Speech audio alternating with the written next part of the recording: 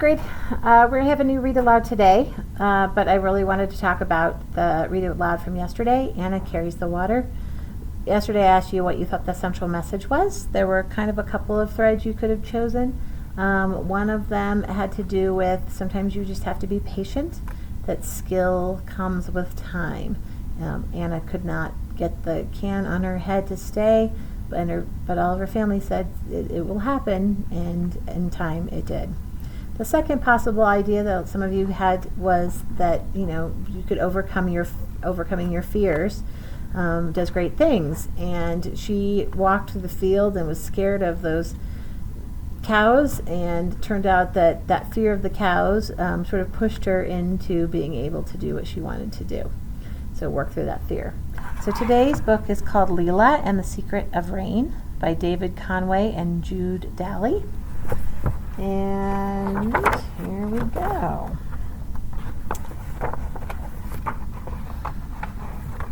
For weeks and weeks, the sun beat down on the Kenyan village where Lila lived. It was very hot, so hot that Lila, her mama and brother, and all the other villagers stayed in their houses to keep away from the burning sun. It was too hot to gather firewood, too hot to weed the village garden, and even too hot to milk the cow. One night, Lila overheard her mama talking about the well that had dried up and the crops that were failing. Without water, there can be no life, Lila heard her mama say. Lila wanted so much for the sun to stop shining and for the rain to come.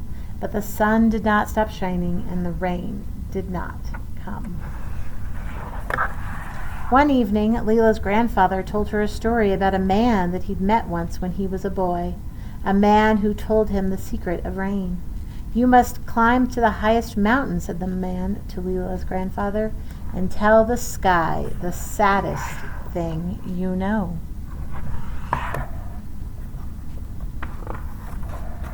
Lila listened very carefully to what her grandfather said. The following morning, when the sun was still asleep, Lila left the village and set off to find the highest mountain she could. Lila walked and walked and walked, and at last she found herself at the foot of a very tall mountain. Lila began to climb, and when Lila reached climb higher and higher and higher, and when Lila reached the top of the mountain, she began to tell the sky the saddest thing she knew.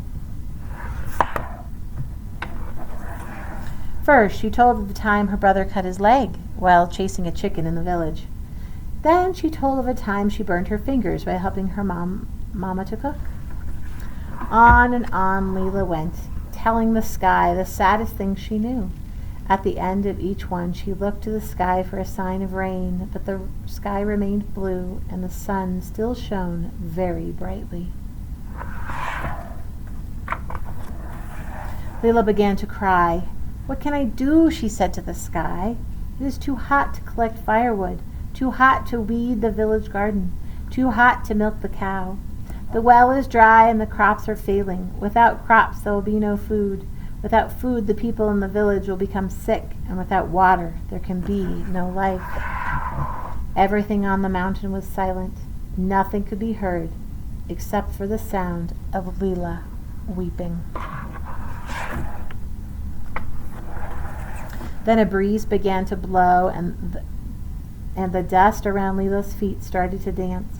Clouds began to fill the sky like flocks of white birds, slowly blocking out the sun's scorching rays. The clouds grew darker and darker and filling with Lila's sadness until the sky was ebony with emotion. Suddenly a flash of lightning tore across the sky, and a loud roar of thunder echoed around the mountain.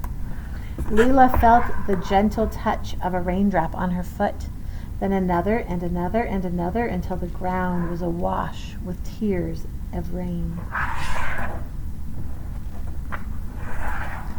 Lila joyfully lifted up her hands to the crying sky, for each raindrop felt like one of her mama's kisses. As fast as she could, Lila ran down the mountain. By the time she reached home, all the villagers were celebrating the rain with music and dancing.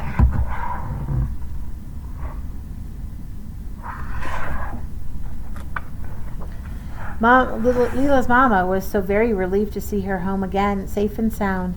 She hugged her close while Lila's grandfather gave her a knowing smile. For only Lila and her grandfather knew that she had saved the village with the secret of rain. All right, now friends, I want you to see if you can think of a couple of character traits for Lila. What would some character traits be for Lila?